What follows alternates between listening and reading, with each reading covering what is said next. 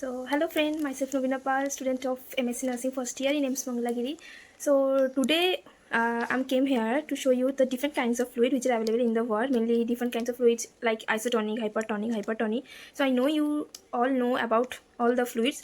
So, but this is the very important from the exam point of view, and they also ask the question, especially the osmolarity of different kinds of fluid, then the indication and the contraindication also, and they also ask by giving a situation that in this kind of situation what is your nurse's role, like which fluid you choose. So today I collect all the fluid and I show you different kinds of fluids, how they work and how their osmolarity. So let's see the fluid first. So these are the all fluid, I think you're able to see. First is the NS, this is RL, this is 5D. So these three comes under the isotonic solution. Next comes this thing, this is 10D, this is NS, which is 3%, and this is DNS. So these three comes under the hypertonic solution, and this is the 4%, 0.45% NS. This is come under the hypertonic solution. So we learn and see the one by one. So first is NS. So you all know that this is sodium chloride injection. So I take the 1000 ml. In what it is available in 500 and 1000 ml both. So isotonic means you know that the osmolarity is similar to plasma. So it's differ from 275 to 295 milliosmolarity per liter. But in some books they also mention that it is from 275 to 320. So this is NS. So you see that the NS osmolarity is mentioned 308, and this is contain sodium and the chloride level. So mainly this NSPH, if we talk about, it is near about 5.5, means it is quite or slightly acidic. So next comes to the RL. So in RL, this is Ringer lactate solution, and it is 500 ml bottle. Here you see the composition, which is sodium lactate, which is and also present sodium chloride, potassium, calcium also. And this milliosmolarity you can see 278. So sometimes when in college or school teachers ask the osmolarity, we are not able to tell. So you can easily see in the bottle if this is come under the 275 to 295. So means this is isotonic solution. And if it is go above this value, then it is hypertonic. And if it is go or less from this normal value, then it is hypotonic. So this is the Ringer lactate solution. Next comes the 5T. So this is 5T. This is 500 ml bottle. You can see the composition. This is the dextrose 5%, and the osmolarity is 277. So these two are comes under the isotonic. So let's see one by one that where we use these three types of isotonic solution. We learn the normal saline. It is the isotonic solution. So first see the indication and the contraindication. So in indication, first comes the hypovolemia and shock, because you know that hypovolemia and shock, we need the rapid volume of the fluid. So NS stay in the intravascular space and restore our PP and the perfusion. Next is the fluid resuscitation. So in fluid resuscitation, like during the trauma, burn or surgery, it replaces the lost fluid. So isotonic property prevent the cell swelling or the shrinking. Third option is the hyponatremia. So hyponatremia is already in body, there is low sodium level, so we can give normal saline from the outside because it contains sodium and chlorine, so it replaces the sodium and correct the sodium deficit. Next, the diabetic ketoacidosis. So normal saline is the initial fluid which we give during a patient come with the diabetic ketoacidosis to correct the dehydration. So normal saline restore the intravascular volume before insulin therapy. Next is the during and after blood transfusion, because normal saline is compatible with the blood, so it does not hemolyze the RBC like dextrose solution do. Next, the metabolic alkalosis. So it is chloride responsive, so it provides the chloride to increase chlorine. What happened? It reduce the HCO3 level in the body and correct the alkalosis. So next come to the contraindication. First is the congestive heart failure. So what happened in congestive heart failure? There is already fluid overload. So if you again provide the normal saline, it again causes the fluid overload into the body and worsening the patient condition. Next is the hyperchloremic metabolic acidosis. So in hyperchloremic metabolic acidosis, what happened? There is already chlorine level is increased in our body, and normal saline also has the high chlorine. So excess chloride can reduce the bicarbonate level and causing the acidosis. Next is the edematous state, like liver cirrhosis, nephrotic syndrome. So in these cases, there is edema in the body, means fluid overload. So again, we try to avoid the normal saline because it promotes the further fluid shift into the third phase. Next is the chronic kidney disease or the renal failure. So it's impaired the fluid excretion. Already in kidney disease, there is the problem with the decreased urine output. There is excretion problem and fluid overload in our body. So what happens? It leads to hypervolemia in our body and also cause a hypernatremia. Next is the hypernatremia. If a patient already come with a hypernatremia, means increased level of the sodium, At that cases, we avoid the normal saline. So during normal saline, when you learning, just two things you remember. It will help you to solve the nurses role related questions. That first is the prolonged use of normal saline can cause non-anion gap metabolic acidosis due to high fluoride load. And next is the is preferred for the head injury patient as it does not cause a cerebral edema unlike the hypertonic fluid. So next come to the RL. So in RL, before learning the RL indication, just see the components. Okay, see there is the sodium, potassium, calcium, bicarbonate, chlorine. So if you remember all these things, you can easily can tell the indication and the contraindication. So first comes the obstetric uses like labor. So labor, why we use RL? Because it is safe. That's why we can use the RL. Next is the metabolic acidosis. So in metabolic acidosis, what happened? Lactate converts to the bicarbonate. So RL helps in these things. So that's why helps buffer acidity state without causing the fluid shift. Next is the burn injury. So in burn injury, again, it's required for fluid or volume resuscitation and electrolyte balance. Hypovolemia, same like normal salines, it restore our plasma volume. Acute pancreatitis, so in acute pancreatitis, we need the aggressive level of fluid resuscitation. That's why at that time we prefer RL. So why RL? Because remember here that reduces the systemic inflammation and avoids the hypochloremic acidosis. So already we read that hypochloremic acidosis is contraindicated for NS. So that's why here we provide RL because if we give NS, it's caused the hyperchloremic acidosis. Next is surgery and trauma patient. Comes to the contraindication. So in contraindication, first is the renal failure. Again, why? Because already in component you see there is the potassium. So if there is increased potassium and in renal failure also there is a problem with excretion of the potassium. So it may cause the hyperkalemia and the volume overload.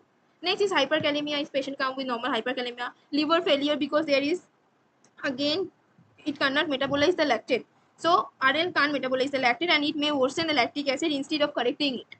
Blood transfusion through the same line. So in during blood transfusion, remember NS is the better option than the RL because in RL what there is calcium.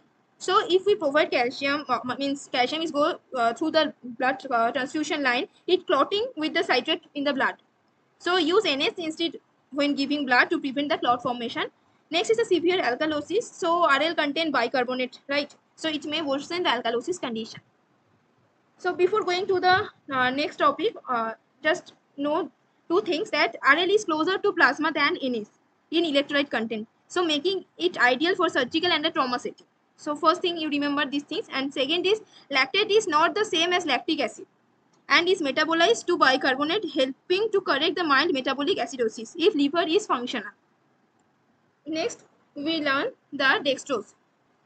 So this is dextrose 5%. So remember one thing that dextrose 5% is isotonic in the bag, but it becomes hypertonic in the body after dextrose is metabolized. So it's come under the isotonic, but it's working as a hypotonic. So when you administer to the patient, remember all these things. If it will help you to identify the indication and contraindication, it also help you to identify from the normal isotonic fluid. So next, go to the indication. So first is the dehydration is the first indication that especially with the hypernatremia patient. So it provides the free water to the cells. After metabolize of the dextrose, what happens? Only free water remains. So it's hydrating the intracellular space. Next is the hypoglycemia or NPO patient. So it provides calorie because what it is has the glucose. So it's offered the short-term energy, especially for the fasting patient. Diluent for the IV medication. So it is safe carrier of the fluid. It is non-irritating and compatible. Next is the prevention of ketosis in the starvation. So in starvation, what happens? It provides a minimal curves. So it prevents fat breakdown and also ketone accumulation. Next is the poster fluid, maintain hydration and the glucose, and is impaired. It's paired with the saline or electrolytes for the balances. Next, come to the contraindication. So first contraindication is the ICP. So first thing you remember that if there is ICP or cerebral edema, so it's worsen the brain swelling because D5 means become it is hypotonic. When it goes into the body, it is hypotonic. So what happens? It shifts water into the brain cell and increase the ICP. So during dehydration or surgery, you can give it, but already there is edema, cerebral edema, increase ICP, you avoid it. Then is hypovolemic shock. So what happened? Dextrose does not expand the plasma volume. So free water distribute into all the compartments and ineffective for the BP support. Next is uncontrolled diabetes. So there is glucose, so it's again raise the blood glucose. It is caused the hyperglycemia. Next is the hyponatremia. So it's further dilute sodium and it can worsen the low sodium level, and again it can cause the risk of seizure and the coma. That's why we avoid. And last is the fluid resuscitation. So it adds unnecessary free water and it may exacerbate fluid retention and electrolyte dilution. So after this indication and contraindication, you remember what we learned, that though it is isotonic in the bag, but it acts as a hypotonic in the body. And second thing, should never be used for resuscitation. And as a nurse's role, just you monitor glucose level when patient is taking the D5, especially for the diabetic and the critically ill patient. So next we go the next topic. So now second talk about the hypertonic solution. So in hypertonic solution mainly we see the 10D. This is 3% NS sodium chloride solution. This is DNS.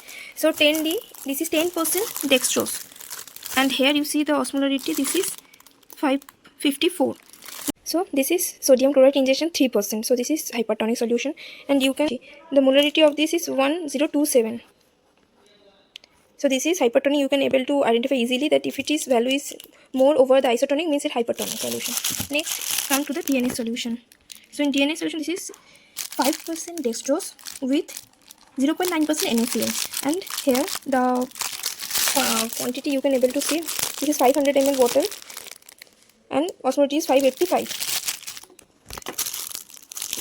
Can you tell me about the other scales which are used? So one things you know that DNS, sometimes you will see this is come under the hypotonic, this is come under the isotonic also. So actually when it is metabolized by our body, this is transferred into the isotonic solution, but previously it is the hypertonic solution. And except these three, there are more hypertonic solution, like you know that the dextrose in half NS. So this is dextrose in 0.9% NS and another is dextrose in half or 0.45% NS. And same things like dextrose in 5% dextrose in RL. These all things are the hypertonic solution. The hypertonic solution one by one. So first come the dextrose or the DNS. Here 5% is dextrose and the 0.9% is NaCl. So what is the indication? First indication is maintain fluid in NP or post-op patient. So this DNS, it provides hydration plus energy. So we can use it. Next, it combines isotonic saline with the glucose for basic fluid and calories need. Next is the mild to moderate dehydration with energy deficit. Again, we can use it. Next is the decay. So after initial resuscitation, we can provide, because it prevents the hypoglycemia during the insulin therapy. So when we give the insulin, it reduces the blood sugar level. So DNS again prevents the glucose crash while still hydrating. So after NS, we can give the DNS. Next is the vomiting, diarrhea, GI section. So it replaces the sodium chloride and water, and it combats the electrolyte loss and the fluid deficit. Next is the fever or the hypermetabolic state. So again, it gives the extra energy. That's why we can use it. These five are the indication. Let's talk about the contraindications. So in contraindication, first come the diabetes mellitus, which is uncontrolled, because already we learned that it increases the blood sugar level. So that's why we can't use it during when a patient comes with the diabetes mellitus. Next is the hypernatremia. So it's contain high sodium.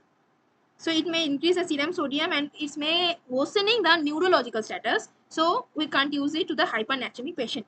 Fluid overload. So it adds salts and water, and it causes the pulmonary edema, hypertension due to the volume overload. Severe hypertension. So because recently we learned that there is sodium. So sodium may worsen the BP, and it aggravates the hypertensive crisis also.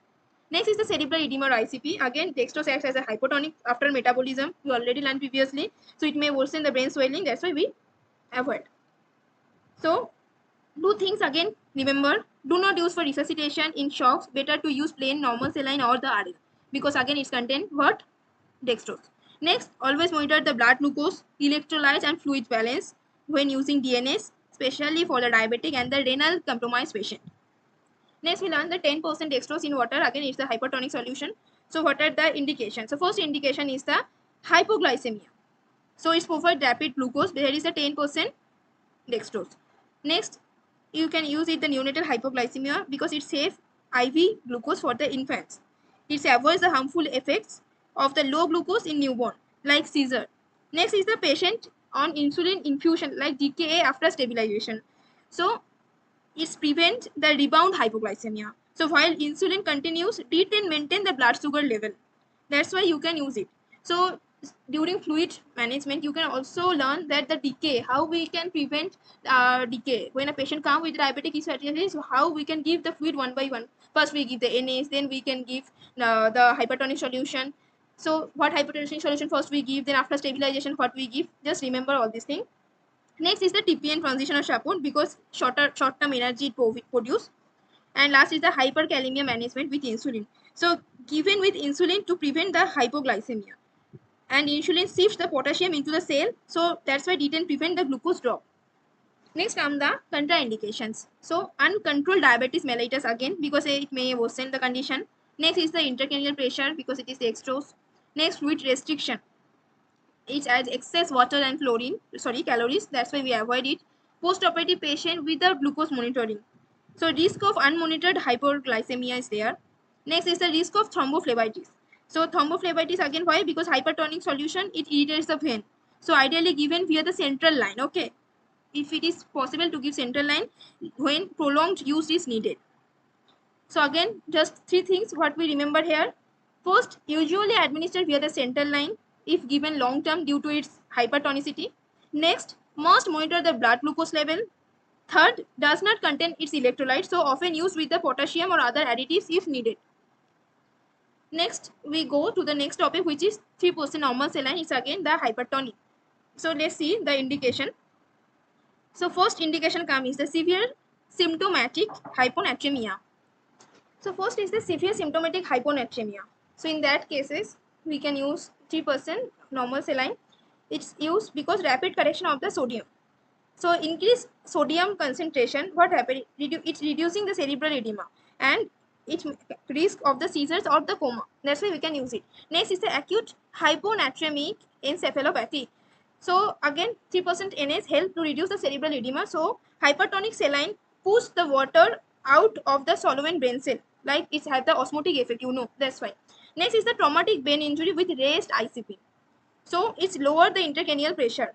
So what happened? That the hyperosmolar solution draws the fluid out of brain and then decreasing the ICP more safely than the mannitol in some cases. Next is the syndrome of inappropriate antidiuretic hormone, or the CR. So it's correct that dilutional hyponatremia. So what happened in CR? It restores the serum osmolarity and then sodium while limiting the free water. The fifth option is the hyperhydration in cancer or chemotherapy. So again, 3% saline prevents the nephrotoxicity. So how we can use it? Used to flush the kidneys before certain chemo drug like the cisplatin, but with strict monitoring.